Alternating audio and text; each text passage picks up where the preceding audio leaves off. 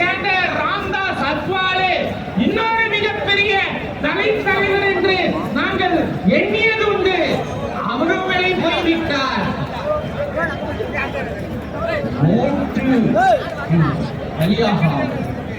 சீட்டுக்கு அதாவது பதவி பரிசுக்கு பலியாகாமல் ஒருவர் தலை நிமிர்ந்து நிற்கின்றார்.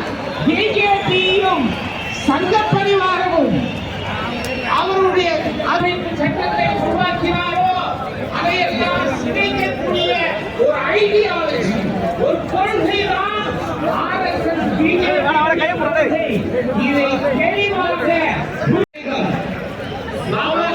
அம்பேத்கர் கனவு கொண்ட இந்தியா ஜனநாயக மாண்புகளை கொண்ட இந்தியாவாக, சமதர்மத்தை போதிக்கக்கூடிய இந்தியாவாக, மாநிலங்களுடைய உரிமைகளை எல்லாம் மதிக்கக்கூடிய இந்தியாவாக அந்த இந்தியாவை அம்பேத்கர் அவர்கள் கனவு கொண்டார்கள். ஆனால் இந்த மோடியினுடைய 10 ஆண்டுகால ஆட்சியிலே இந்தியாவிலே ஜனநாயக மாண்புகள் அனைத்தும் சிதறடிக்கப்பட்டு அது மழுகிவிட்டது என்பதுதான் நிதர்சனமான உண்மையாக இருக்கிறது.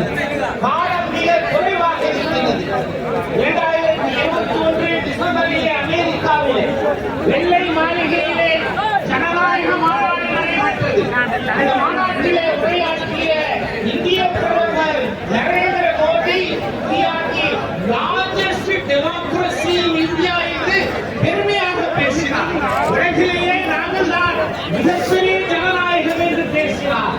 ஆனால் அவர் பேசியதற்கு 2 மாதங்களுக்கு முன்பாக பல்வேறு ஆய்வு நிறுவனங்கள் இந்தியா நாட்டை democracy now what it is